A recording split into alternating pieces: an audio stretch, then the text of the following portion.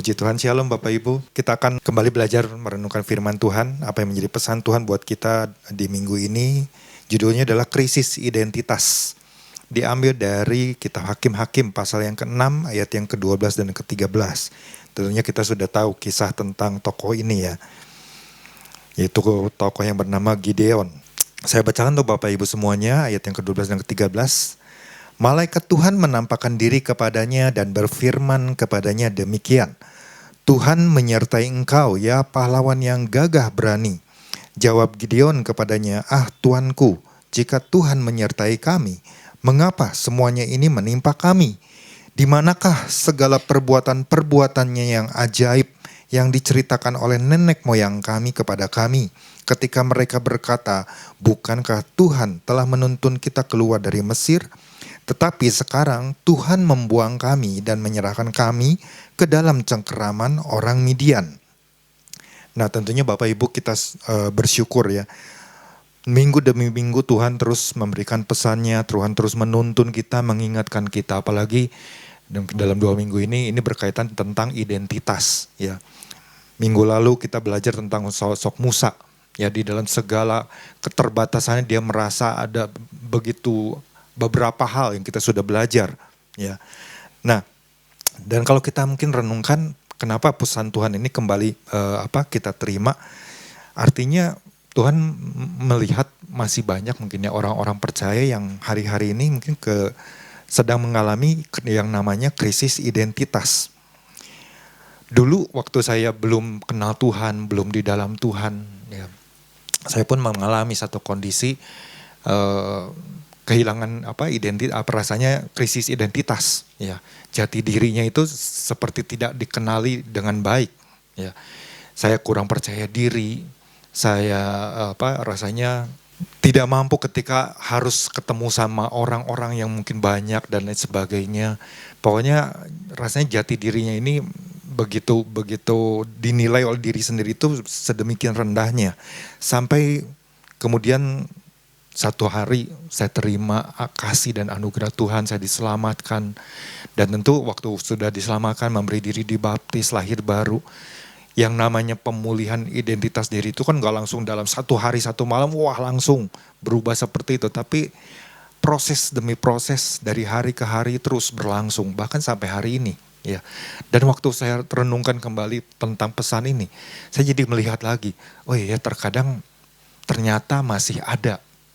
Ya di dalam kehidupan pribadi saya pun kadang-kadang seperti itu. Misalnya contohnya, ini kan sekarang ini teman-teman lagi ngajak untuk reunian gitu ya. Karena kalau dihitung dari lulus SMA atau mungkin lulus SMP, wah ini udah memasuki tahun ke-40, kalau SMP mungkin udah 43 ya dan seterusnya. Ngajak kadang-kadang saya masih ya berpikir, aduh rasanya enggan kalau ketemu sama banyak orang ya. Nah, ketika saya renungkan tentang pesan ini saya mungkin masih ada di dalam kondisi seperti itu ya. Nah mungkin orang-orang percaya pun kadang-kadang mengalami hal yang seperti itu. Udah iring Tuhan, udah ngalami Tuhan dalam pengiringannya, ikut Tuhan mungkin udah sekian tahun lamanya. Ternyata kalau sampai hari ini Tuhan kembali ingatkan tentang jati diri. Artinya kan masih ditemukan masih banyak ya orang-orang percaya mungkin hari-hari ini ya seperti itulah ya. Mungkin kita bisa melihat yang hari-hari ini mungkin sedang terjadi di bangsa ini. Bagaimana hukum ya diputar balikan sedemikian rupa. Ya kasus-kasus tertentu yang dikira yang mungkin ya kita memang tidak tahu persis siapa yang terjadinya. Karena kita memang tidak mengikuti secara sampai begitu mendalamnya. Tapi kan mungkin ada begitu banyak orang yang berkesimpulan, wah kalau gitu mungkin ada juga orang-orang yang kadang-kadang melemparkan sebuah mungkin sebuah pesan mungkin, wah untuk generasi anak-anak sekarang yang mungkin punya kecerdasan yang seperti ini, kayaknya lebih baik udah gak usah kerja di Indonesia. Lebih baik di luar negeri lebih dihargai.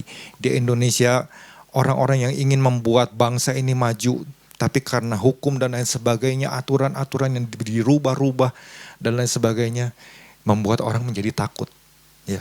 Hal-hal seperti itu aja bisa membuat Orang-orang yang mungkin generasi Gen Z sekarang ya melihat, wah kalau gitu ngapain ya saya harus balik ke Indonesia, udah mendingan lebih enak di luar negeri, lebih enak mungkin di negara tertentu, ya seperti itu. Ya. Nah, saya ingin membacakan kembali ya hal apa yang menjadi pesan Tuhan, ya. Jadi hal-hal kecil seperti itu seharusnya kan memang disingkirkan, ya. Yang menjadi pesan Tuhan buat kita di minggu ini adalah Tuhan mau membangkitkan kemenangan-kemenangan di antara umatnya, apapun jenis kemenangannya. Ya kemarin Bapak Gembala sudah jelaskan, setiap kita memang punya pergumulan, ya pergumulan itulah yang sebenarnya Tuhan mau kita ngalami yang namanya kemenangan demi kemenangan. Ya entah itu mungkin di dalam bisnis, di dalam ekonomi, di dalam hubungan sosial, ya hubungan komunikasi dan sebagainya. Ya, tentu kita ingin mengalami yang namanya kemenangan. Ya, yang Tuhan butuhkan dari umatnya pertama-tama adalah membangkitkan di antara umatnya akan jati diri masing-masing pribadi terlebih dahulu. Ya, terlebih lagi kan kalau kita lihat ini yang menjadi dasarnya tentang Gideon. Ya, di mana Tuhan katakan bahwa bagaimana Tuhan sampaikan bahwa Tuhan menyertai engkau ya pahlawan yang gagah berani. Artinya kalau Tuhan berkata kepada Gideon seperti itu, kita pun memiliki status. Ya, bahwa kita juga adalah pahlawan-pahlawan yang gagah berani. Tapi kan ini bukan berbicara soal status saja, ya, kita diingatkan tentang hal itu. Tapi dikatakan bahwa orang-orang yang siap untuk ambil bagian dalam langkah-langkah yang Tuhan berikan. Ya, nah ini yang harus kita belajar sama-sama. Ya, ada satu hal yang sudah disampaikan Bapak Gembala waktu hari Minggu kemarin. Ya poinnya adalah hidupi identitas ilahi kita karena identitas akan menentukan langkah dan tujuan kita. Ya, nah di dalamnya kita juga kemarin diajar tentang adanya mungkin imposter syndrome. Karena Pak Apin juga sudah mengulang ya nanti apa itu sindrom penipu ini atau imposter syndrome nanti Bapak Ibu bisa dengar ya di YouTube. Ya, bagi yang belum mendengarnya atau bisa juga mengulang kembali supaya kita semakin memahami ya dengan baik. Nah, pagi hari ini hal apa yang saya dapatkan ya waktu saya persiapkan renungan pagi hari ini, poinnya ada satu yaitu hidupi identitas ilahi. Karena apabila kita memahaminya akan membawa kita untuk selalu ingat ya. Akan membawa kita untuk selalu ingat akan apa? Tentunya. Ada Tuhan yang selalu menyertai. Ya kalau Bapak Ibu baca di ayat yang ke-12-nya. Di situ dikatakan begini, malaikat Tuhan menampakkan diri kepadanya dan berfirman kepadanya, demikian, Tuhan menyertai engkau. Ya pahlawan yang gagah berani. Ya tentu kan sebelum perkataan yang muncul kan ada kejadian sebelumnya. Ya. Nah, ketika saya renungkan tentang Tuhan menyertai engkau, krisis identitas bisa saja terjadi, ya mungkin sering kali pada umumnya buat orang-orang, baik itu yang di dalam Tuhan atau orang-orang yang tidak di dalam Tuhan. Kadang-kadang mereka suka melupakan. Mungkin orang yang belum percaya, ya mereka mempercayai Allahnya mereka. Kita mempercayai Tuhan. Tapi di dalam kehidupan, realita kehidupan sehari kadang-kadang kita suka melupakan bahwa Tuhan yang kita sembah itu adalah Tuhan yang selalu menyertai di setiap detik, di setiap saat. Ya. Ketika mungkin muncul problem atau mungkin tantangan, ya, atau mungkin pergumulan-pergumulan yang sulit, kadang-kadang kita suka melupakan, ya, tentang apa yang Tuhan sudah lakukan di dalam kehidupan kita sebagai orang percaya. Karena apa? Ketika saya renungkan, mungkin hal Tuhan menyertai sudah menjadi sebuah anggapan hal-hal yang biasa. Tanpa ada rasa kita mengagumi akan apa yang Tuhan lakukan setiap harinya. Ya. Jadi menganggap penyertaan Tuhan itu rasanya udah biasa aja gitu. Ya. Kita nggak mengagumi. Nah itu yang ketika saya renungkan tentang hal ini ya, sadar atau nggak sadar, ya masih banyak orang-orang percaya yang melupakan keberadaan Tuhan yang selalu menyertai hidupnya. Ya. Mungkin ketika terjadi krisis, bukan krisis, ketika terjadi situasi ketika tahun 2019-2020 COVID ya 19. Kadang-kadang orang mempertanyakan tentang kok Tuhan nggak melakukan sesuatu ya, kok Tuhan begini ya dan lain sebagainya. Kok kenapa orang-orang yang aku kasihi dipanggil oleh Tuhan atau meninggal secara mendadak ya. Yang mungkin orang yang tadinya sehat dan sebagainya tiba-tiba meninggal dan banyak hal yang terjadi yang tidak mungkin kita mengerti ya. Kadang-kadang dari situ kan begitu banyak orang-orang yang berkata, di mana ya Tuhan? Kenapa Tuhan nggak membela? Kenapa Tuhan nggak melakukan sesuatu? Ya. Padahal mungkin kalau mungkin ditilik lebih jauh lagi, wah dalam kehidupannya begitu banyak Tuhan melakukan sesuatu mungkin dalam kehidupan orang tersebut. Ya seperti yang saya katakan tadi di awal, ya ketika di bangsa ini terjadi begitu banyak hal yang sungguh-sungguh membuat kita sebagai orang percaya pun kita bingung ya. Ini pemerintahan ini mau dibawa kemana? Ya pemimpin ini kenapa begini, kenapa begini. Wah ada begitu banyak mungkin di medsos berita-berita yang seperti itu. Nah tanpa disadari pun mungkin dari mulut kita keluar mungkin kata sungut-sungut. Atau mungkin menyalahkan pemimpin ya di bangsa ini. Loh kenapa ya presiden kayak begini, kenapa begitu? Nah apakah kita harus melakukannya terus seperti itu? Enggak kan. Kalau kita menyadari justru ada tanggung jawab. Ada tugas yang harus kita lakukan. Nah ketika kita berpikir kita mungkin seolah-olah menyalahkan orang-orang yang ada dalam pemerintahan. Sebenarnya kita gereja Tuhan ini lagi ngalami krisis identitas. Tapi ketika kita sadar kita nggak harus melakukan hal seperti itu. Tapi yang harus kita lakukan adalah apa? Kita berlutut. Kita berdoa, berseru kepada Tuhan. Ya. Itu sudah menjadi tanggung jawab. Ya. Disitulah kita menyadari identitas kita. Ya. Untuk supaya terjadi yang namanya pemulihan di bangsa ini itu benar-benar terjadi. Ya. Bukan mungkin kita selalu terus kritik. Ya mungkin kritik itu memang perlu gitu ya. Tapi kan kita nggak perlu kritik itu menjadi sesuatu yang membuat kita terus kepikiran. Nah kalau kita kembali melihat kepada sosok Gideon, ya kita bisa bayangkan apa yang dialami oleh Gideon ini memang tidaklah mudah. Ya kalau kita mengacu dari ayat yang pertama, ya kenapa Tuhan mungkin sampai melakukan hal tersebut kepada bangsa Israel selama 7 tahun ada di dalam mungkin genggaman orang-orang Midian ya yang mengintimidasi, yang menekan mereka, mengambil segala hasil panen. Ya karena memang bangsa Israel dikatakan mereka melakukan apa yang jahat di mata Tuhan. Ya. Nah ketika saya merenungkan tentang hal ini, tadi dikatakan kalau kadang-kadang banyak orang melupakan tentang penyertaan Tuhan. Ya. Tapi kadang-kadang penyertaan Tuhan itu ya bisa tidak terjadi karena ya memang orang tersebut melakukan kejahatan demi kejahatan yang membuat hati Tuhan tersakiti. Ya. Apakah ketika orang itu tersebut melakukan kejahatan Tuhan akan selalu menyertai? Ya. Justru Tuhan kan begitu tidak suka.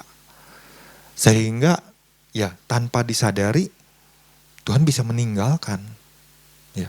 Nah, ketika hal itu terjadi kepada bangsa Israel, ya betapa situasi yang sulit seperti itu, maka perjalanan itu ya Gideon mengalami di tengah-tengah bangsanya ini. Orang-orang yang melakukan kejahatan tapi dia pun tidak melakukan sebuah tindakan apapun. Ya. Seolah-olah di dalam mungkin pengenalan dia akan Tuhan itu semakin lama semakin menurun. Ya. Semakin berkurang karena dia tidak bersungguh-sungguh untuk cari Tuhan. Akhirnya apa ya mungkin tanpa disadari ada banyak pengaruh-pengaruh. Nanti kita akan belajar lebih dalam lagi ya. Perjalanan 40 tahun ya bangsa Israel di padang gurun. Itu juga kan begitu banyak ya pelajaran-pelajaran. Ya. Bagaimana Tuhan menyertai mereka sampai mereka bisa masuk ke tanah perjanjian. Walaupun mungkin itu terjadi di generasi yang kedua ya bersama dengan Yosua ya dan juga ada Kaleb di situ ya. Tapi bagaimana dengan mungkin generasi-generasi yang merasa Tuhan enggak menyertai, yang merasa bahwa Tuhan sengaja untuk membuat mereka mati di padang gurun, ya mereka yang bersungut-sungut ya. Itu adalah karena mereka tidak menyadari penyertaan Tuhan yang begitu luar biasa kan. Mereka keluar dari tanah Mesir melewati laut Teberau. Ya, dan banyak lagi hal-hal yang Tuhan lakukan. Ada tiang awan tiang. Mereka begitu cepat untuk melupakan tentang apa yang Tuhan lakukan. Penyertaan Tuhan. Waktu malaikat Tuhan datang kepada Gideon, itu kan bagaimana kan? Tuhan menyertai engkau. Nah, ini yang menarik untuk saya pelajari gitu ya. Tapi ternyata apa yang Gideon alami itu tidak mudah untuk langsung begitu dikatakan Tuhan menyertai engkau. Oh gitu ya. Oke, amin. Enggak. Ternyata di dalam proses selama mungkin dalam 7 tahun itu Gideon mengalami ya kesesakan penderitaan dan sebagainya. Ternyata itu sudah mempengaruhi cara pandang, cara pikir Yosua tentang pribadi Tuhan. Makanya kan kalau Bapak Ibu baca di ayat yang ke-13-nya kan jelas. Bagaimana Yosua masih merasa bahwa di dalam pikirannya, kenapa Tuhan membuang kami? Ya, kenapa Tuhan biarkan kami ada di dalam tangannya orang-orang cengkeraman, orang-orang Midian? Ya, belum lagi kan selanjutnya kalau Bapak Ibu baca, bagaimana ketika Tuhan katakan, aku mengutus engkau. Gideon masih ragu, pikirannya masih belum connect. Ya. Sampai Tuhan katakan lagi, aku menyertai engkau. Ya. Bahwa Tuhan menyertai engkau. Sampai kalau Bapak Ibu mungkin sudah memasuki di ayat yang ke-21, di ayat yang ke-22-nya baru di situ Gideon menyadari. Ya, di ayat yang ke-22-nya apa? Maka taulah Gideon bahwa itulah malaikat Tuhan. Jadi ketika dia bertemu dengan sosok malaikat yang sedang berbicara, ada begitu banyak keraguan-keraguan. Ada begitu banyak mungkin pertanyaan-pertanyaan. Prasangka-prasangka yang buruk tentang pribadi Tuhan. Yang bermunculan di dalam hati dan pikirannya. Ya. Jadi dia begitu masih tetap rasanya meragukan. Benar gak sih Tuhan itu menyertai? Benar gak sih Tuhan itu akan melakukan yang namanya A, B, C dan sebagainya. Ya. Nah, kata menyertai ini kalau kita cari mungkin di dalam bahasa aslinya itu apa? Memang ada nggak begitu banyak ya di dalam Alkitab ada sekitar 22 kata tentang menyertai. Tapi pada intinya ini ditulis memang berbeda-beda ya dalam bahasa Yunani, bahasa Ibrani. Diterjemahkannya itu berbeda-beda tapi mengandung makna yang sama ya. Ini yang saya ambil cuma satu aja ya. Ini ditulis dari dalam disebutnya ini M ya. Katanya itu I dan M dibacanya M gitu. Nah, ini punya arti yang luar biasa. Artinya adalah bersama-sama dengan ya. Tentu satu sosok pribadi yang namanya Tuhan. Senantiasa ada di samping ya, di samping kita. Senantiasa ada di dekat kita. Itu yang namanya menyertai. Selalu siap untuk membantu. Berada di bawah pengawasan. Jadi yang namanya menyertai itu kita ini selalu ada di bawah pengawasan pribadinya Tuhan. Terus pribadi Tuhan juga adalah pribadi yang selalu mengiringi. Selalu mengikuti, selalu mendampingi. Mendampingi siapa? Mendampingi kita. Wah, itu kan kalau kita lihat mungkin maknanya, wah luar biasa sekali ya arti kata menyertai ini. Bahkan dalam menggunakan kata lainnya ya, ditulis di situ ETH, dibacanya AYT, ya, AYTH. Itu maknanya adalah dekat dengan, ya. Jadi punya makna dalam sebuah hubungan, ya, jadi orang tersebut memiliki hubungan. Jadi kita sebagai orang-orang yang ditebus, kita tuh punya hubungan yang bukan hubungan yang biasa. Hubungan yang sangat spesial. Yang Tuhan berikan. Ya, ada jalur yang khusus. Ya. Itu yang luar biasa. Bahkan dalam arti lainnya juga berbicara tentang kepemilikan. Ya, Tuhan yang telah menebus kita, mengampuni dosa kita. Tuhan itu adalah pemilik atas hidup kita. Wow, itu kan arti kata menyertai itu begitu luar biasa. Di dalam Alkitab yang kita pegang juga kata menyertai ini kalau disimbolkan, ya, Ini punya makna yang hampir sama juga, bersama-sama dengan, ya, tapi lebih menekankan kepada adanya sebuah kedekatan relasi, ya, kedekatan relasi dan campur tangan Tuhan, ya, campur tangan Tuhan secara langsung dalam kehidupan umatnya. Wow, jadi kalau kita gali lagi lebih dalam lagi, ya, ternyata makna menyertai itu luar biasa sekali, ya. Makanya kan kita mungkin mengenal kata Immanuel, ya, depannya itu kan Immanuel, ya. L-nya kan kita belajar kemarin, L-nya itu Elohim, Allah yang menyertai, ya. Artinya kan wah luar biasa sekali, ya. Tapi kenapa mungkin sebagai orang percaya kadang-kadang kebanyakan begitu mudah untuk melupakan Tuhan. Nah, seperti yang saya katakan tadi, mungkin rasa kagum akan Tuhannya itu semakin hari semakin berkurang kualitasnya. Sehingga rasanya biasa aja.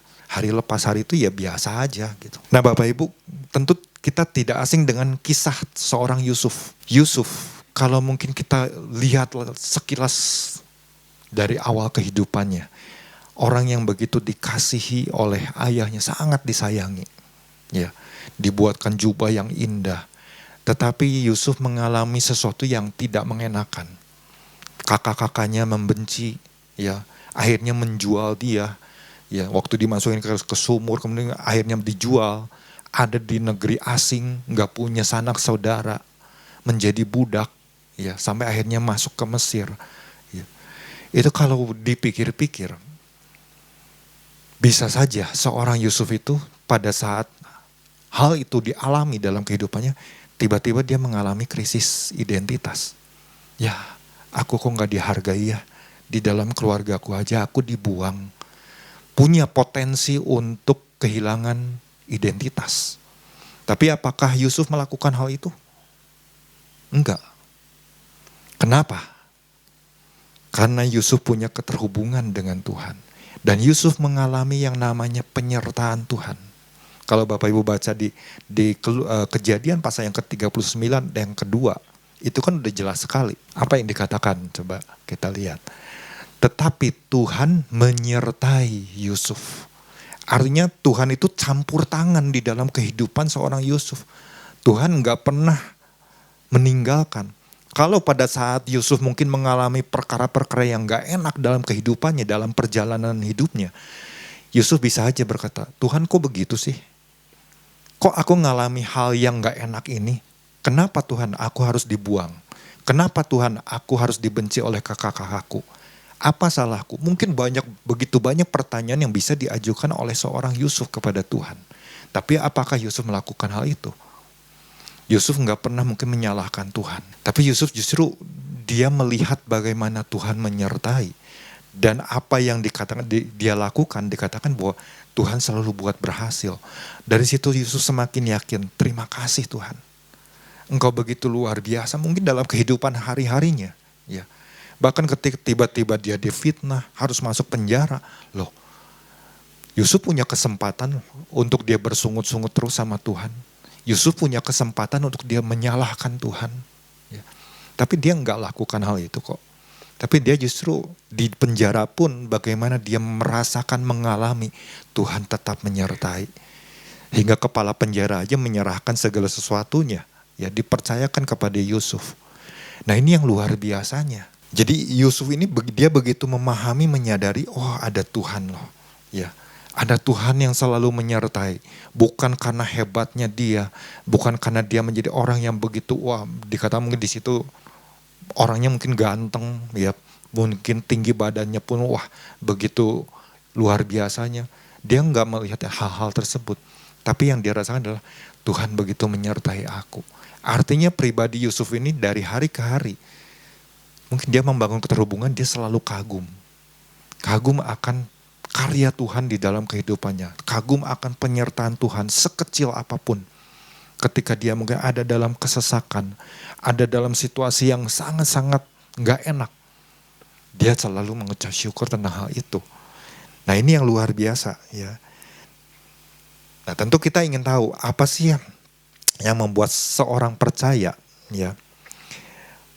Saya tidak mengatakan bahwa dia tidak memahami ya, tapi mungkin bisa dikatakan kurang memahami ya, bahwa Tuhan itu selalu menyertai.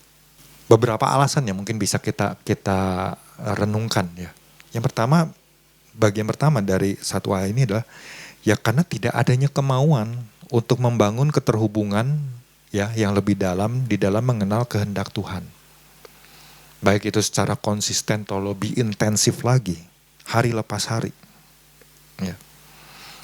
Ada begitu banyak orang-orang yang lahir baru pun, ya awalnya kan mungkin wah begitu lahir baru, yes, datang mungkin rajin ibadah, tapi hanya beberapa saat, kemudian menghilang. Ya. Karena apa? Ya mungkin dalam kehidupannya dia nggak terlalu memahami. Dia enggak terlalu mau ingin tahu, ya, mengenal tentang pribadi Tuhan. Ya akhirnya berlalu begitu aja.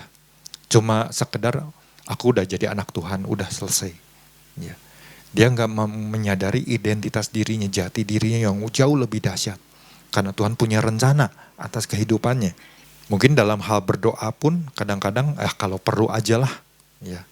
Nah, bisa jadi hal seperti itu terjadi.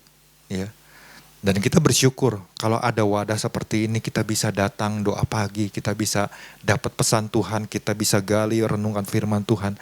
Artinya kita sedang terus belajar mengenal tentang apa yang menjadi isi hati Tuhan. Ya, dan kenyataannya kan memang nggak mudah. Masih banyak orang-orang yang kadang-kadang mempertahankan egoisnya. Ya. Tapi itu adalah sebuah proses, ya. Jangan berhenti justru. Ya. Yang kedua adalah karena kelelahan secara rohani. Seperti apa yang dialami oleh Nabi Elia.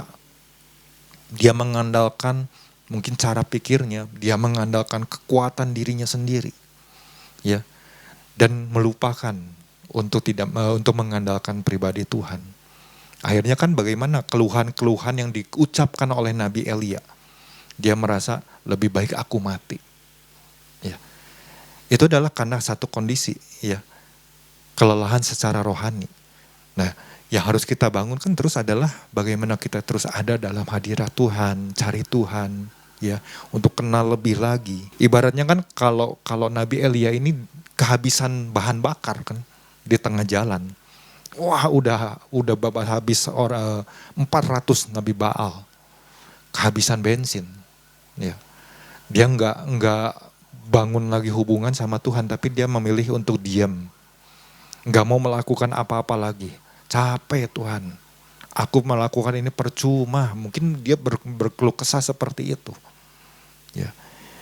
Yang ketiga, kenapa orang bisa melupakan ya tentang penyertaan Tuhan? Karena mungkin dia sudah lama ada di zona nyaman. Ya. Zona nyaman yang mana dalam kehidupannya ketika mungkin dengar firman Tuhan, oh kamu harus begini loh, kamu harus begitu, kamu harus melakukan yang ini, yang itu dan lain sebagainya. Ya, dia berpikir, yang ini mah aku belum bisa. Oke lah, aku akan lakukan hal yang aku mampu untuk lakukan. Ya, masih memilah dan memilih. Ya, apa yang baik untuk dirinya, apa yang cocok untuk dirinya. Nah ini kan balik lagi kepada egois. Ya, egoisme. Ini yang bisa menjadikan orang itu jadi punya mungkin kebiasaan dalam hidupnya yang dibangun ini sesuatu yang salah, ya, tentang pribadi Tuhan ini, sehingga merasa bahwa penyertaan Tuhan ya kayaknya biasa-biasa aja. Nah, kalau mungkin masih banyak ya poin-poin yang bisa membuat orang itu lupa akan penyertaan Tuhan. Tapi saya hanya sampai 3 hal ini. Dan dari 3 hal ini aja ternyata kalau ditarik garis lurusnya, ya, apa yang bisa mengakibatkan ketika orang mungkin membiarkan hal-hal tersebut. Ternyata yang muncul adalah rasa malas. Malas datang ke gereja. Malas untuk baca firman. Malas lah untuk berdoa. Ya. Karena hal-hal tersebut ternyata bisa memunculkan satu kata yang namanya malas. Beberapa hari lalu waktu saya buka di HP, saya baca satu artikel, ya, Saya ingin bagikan artikel ini. Ini artikel ini tentu Bapak Ibu kenal satu tokoh namanya Warren Buffett. Ya. Dikatakan begini, rasa malas bukan musuhmu, tapi pesan dari dirimu sendiri. Ya. Ketika saya baca hal ini, di situ ada satu kalimat. Kalau engkau udah baca tentang artikel ini, maka cara pikirmu tentang kata malas ini akan berubah. Ya, memang di situ ada banyak hal yang disampaikan. Ya, nah ketika saya mungkin awal-awal membaca tentang kalimat ini, rasa malas bukan musuhmu, tapi pesan dari dirimu sendiri. Apa nih? Ya, tentu kan ingin tahu. Di situ dijelaskan begini. Ya, saya mengutipnya begini. Rasa malas bukanlah tanda bahwa kamu bodoh, kamu gagal, atau kamu tidak berbakat. Malas adalah tanda kamu kehilangan arah. Ya. Jadi ketika baru sampai kalimat ini, ya kadang-kadang bisa seperti itu. Ketika kita mungkin malas, sebetulnya kita lagi kehilangan arah. Kehilangan mungkin tujuan Tuhan. Ya. Tubuh dan pikiranmu sedang memberi sinyal bahwa ada yang salah. Entah dengan tujuan, sistem, atau cara kamu mengatur energi. Masalahnya kebanyakan orang melawan rasa malas dengan marah. Ya. Marah entah itu pada diri sendiri, marah kepada orang lain tentunya. Padahal yang perlu dilakukan adalah mendengarkan pesannya. Karena di balik rasa malas ada panggilan untuk memperbaiki arah hidupmu. Jadi ketika saya renungkan hal ini, ya bisa jadi kadang mungkin muncul pemikiran-pemikiran seperti itu. Ya. Ya memang saya bukan ahli psikologi ya, tapi di situ menarik. Artinya artikel itu cukup menarik ya. Di situ dijelaskan rasa malas itu muncul karena apa? Ya pertama karena kehilangan makna. Ya. Jadi ketika orang sedang menjalani hidupnya, dia melakukan sesuatu, motivasinya itu ternyata tanpa disadari sudah salah. Ya. Mungkin dia aktif ya, misalnya aktif pelayanan di gereja atau aktif dalam hal bekerja, tapi motivasinya salah. Motivasinya ingin dihargai orang. Wah, bahwa orang itu sibuk loh, wah dia rajin pelayanan loh, wah dia hebat loh begini loh, ya, dan lain sebagainya. Ternyata hal itu bisa membuat orang jadi malas. Ya. Ketika dia sadar, aduh capek juga ya. Kalau aku tuh seolah ingin menunjukkannya. Nah kemarin kan kita belajar tentang sindrom palsu, ya sindrom penipu. Ya, ternyata itu ada di dalamnya tuh seperti itu. Ya. Kemudian hal lainnya adalah menunggu mood. Ya, jadi kalau misalnya orang yang kegemukan nih, mungkin disarankan kamu harus rajin olahraga, ya. Kamu harus melakukan olahraga minimal dalam satu hari misalnya 30 menit ya, awal-awal 30 menit. Kalau nggak mampu 15 menit. Terus atur makanan dan lain sebagainya. Mungkin disarankan seperti itu. Ketika dia berpikir, ya kalau lagi mood lah baru aku lakukan. Ntar kalau lagi aku malas mah aku nggak mau melakukan. Ya, kadang-kadang seperti itu juga bisa membuat orang jadi malas. Ya. Kemudian apalagi? Ketika orang mungkin sering menunda, tahu apa yang betul, ya tahu apa yang salah. Ya, contohnya mungkin kebanyakan kan pelajar, ya orang-orang yang sekolah. Ketika mungkin dikasih tugas, ya oleh gurunya, kemudian dia pikir, ini masih lama lah, tunda aja, ya masih ingin melakukan hal yang lain yang menjadi kesukaannya. Sampai mungkin udah semakin dekat harinya, wah semakin membuat dia semakin stres. Ya, apa yang dia tunda itu ternyata menimbulkan yang namanya stres dalam dirinya. Ya. Nah kadang-kadang juga kan mungkin dalam hal kerohanian juga seperti itu. Kita beberapa minggu lalu kita terima pesan tentang untuk kita membuang sampah-sampah. Ya, sampah-sampah yang berhubungan dengan tentunya kerohanian kita. Ya kadang-kadang kan mungkin mau mengampuni, entah dulu lah, masih belum bisa, ya dan lain sebagainya. Menyimpan kepahitan, ya, menyimpan kemarahan dan banyak hal. Ya. Karena kita nggak mau melakukannya dengan segera, menunda-nunda, akhirnya itu membuat diri kita menjadi stres sendiri. Stres secara rohani ini berbahaya sekali. Ya, jadi malas untuk datang ibadah, malas untuk melayani, ya, malas untuk melakukan A, B, C dan sebagainya. Tapi lebih untuk ya udahlah sekedar melakukan apa yang dia suka aja. Ini bisa terjadi. Waktu saya renungkan, oh iya juga ya. Betul juga bisa hal-hal tersebut bisa terjadi. Ya. Terus apa lagi? Ketika rasa malas itu bisa muncul ketika terlalu keras pada dirinya sendiri. Artinya dalam hal melakukan sesuatu, wah dia paksakan kepada dirinya. Mungkin tingkat cara pikirnya itu ibaratnya udah dalam titik lelah gitu ya. Tapi dia nggak mau mengambil waktu untuk berdiam diri. Mengambil waktu untuk menenangkan diri sejenak. Ya. Diam itu bukan berarti menjadi malas. Diam yang dimaksud di sini adalah diam untuk mengambil beberapa saat untuk ayo istirahat dulu misalnya, ayo tidur dulu. Kadang-kadang kan mungkin orang mau waktu bekerja ya. Wah dia memaksakan kadang sampai jam 2, sampai jam 3 setiap harinya. Karena apa? Merasa waktu itu kurang. Ada teman saya yang dia berkata, aduh rasanya 24 jam itu kurang ya. Rasanya ingin satu hari itu ditambah jadi sekian jam lagi. Karena apa? Bekerja keras, ya, memaksakan hal-hal yang sedang dia kejar. Ya. Nah, itu berakibat ya kelelahan pastinya. Ya. Dan waktu menyadarinya itu justru akhirnya membuat dia menjadi, kehilangan arah, kehilangan fokus. Ya. Tentu hal lainnya di samping tentang 4 hal tadi, ternyata ada rasa ketakutan.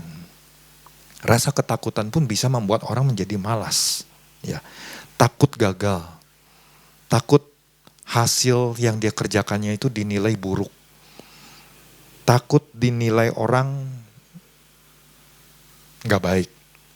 Takut kecewa. Ya. Jadi akhirnya dia memilih untuk lebih baik kalau udah gitu, udahlah aku tidak melakukan apa-apa. Ya. Akhirnya kan kalau dibiarkan, ya akhirnya jadi malas. Ya. Nah, inilah yang kalau saya renungkan kembali tentang kisah Musa ya. Musa 40 tahun ada di istana. Mungkin dalam hari-hari yang dia lalu banyak pelajaran-pelajaran yang harus dia mungkin ibaratnya diajar untuk rajin. Tapi 40 tahun kemudian di fase yang kedua ada di padang gurun menggembalakan kambing domba. Ya. Menggembalakan domba-dombanya mertuanya. 40 tahun diam di Midian. Dia nggak melakukan hal-hal yang terlalu mungkin penting. Dia hanya menggembalakan. Ya. Sampai merasa, wah, udahlah nyaman rasanya begini juga. Ya. Aku nggak perlu melakukan apa-apa. Aku nggak mendapatkan penghinaan dari orang. Aku nggak diomongin banyak orang. Ya. Nah, kemudian sampai bagaimana pada akhirnya ketika udah masuk usia 80, bagaimana ketika dia kembali dipanggil oleh Tuhan. Ya. Ini kan sesuatu yang kadang-kadang bisa aja di dalam hari-hari yang membuat seorang Musa mungkin malas untuk kenal Tuhan lebih lagi, ya, untuk bangun hubungan lebih lagi. Ya makanya kan kalau Bapak Ibu kemarin melihat ya 4 hal yang Musa katakan kepada Tuhan, ya tentang ketidaktahuan jati dirinya, kekurang mengenalan akan pribadi Tuhan. Artinya kan mungkin selama 40 tahun di Midian, ya dia nggak membangun kehidupan yang intim sama Tuhan lebih lagi. Mungkin hal yang sama juga dilakukan oleh pribadi dari dari Gideon. Ya, Gideon ini kan bagaimana ketika dia merasa dibuang, ya bangsanya dibuang, bangsanya ada dalam cengkeraman orang Midian. Mungkin 7 tahun itu ya kalau dipikirkan mungkin gak terlalu lama gitu ya. Tapi dalam kehidupannya kira-kira mungkin menjadi pertanyaan, kira-kira apa yang dilakukan? Ya. Dalam tekanan seperti itu, apakah dia terus cari Tuhan? Apakah dia terus berseru sama Tuhan? Ya. Atau mungkin menganggap ya dia kembali ke titik awal tadi. ternyata penyertaan Tuhan kok cuma sampai di sini aja ya. Oh ternyata cuma begitu aja, biasa-biasa aja. Ya nggak ada yang istimewa dan sebagainya. Nah hal-hal itulah yang membuat mungkin buat seorang Gideon sedikit demi sedikit ya cara pikir, cara pandang dia tentang pribadi Tuhan itu terus terdegradasi. Ya. Nah ini yang sangat berbahaya, makanya kita nggak boleh membiarkan yang namanya kemalasan itu ada di dalam kehidupan orang-orang percaya. Jadi ketika kita sampai bagaimana seorang Gideon menyadari ya makna dari perkataan malaikat Tuhan itu, bahwa engkau adalah pahlawan gagah berani, sampai dia benar menyadari hal itu, baru di situ dia bangkit. Dia sadar, aduh aku sudah bersalah nih kepada Tuhan, aku sudah mungkin begitu banyak hal-hal yang buruk yang aku lepaskan kepada Tuhan. Nah karenanya biarlah pagi hari ini apa yang bisa saya bagikan ini, mari Bapak Ibu miliki selalu ya rasa kagum supaya kita tidak menjadi pribadi yang melupakan akan penyertaan Tuhan dalam kehidupan kita. Tuhan Yesus memberkati.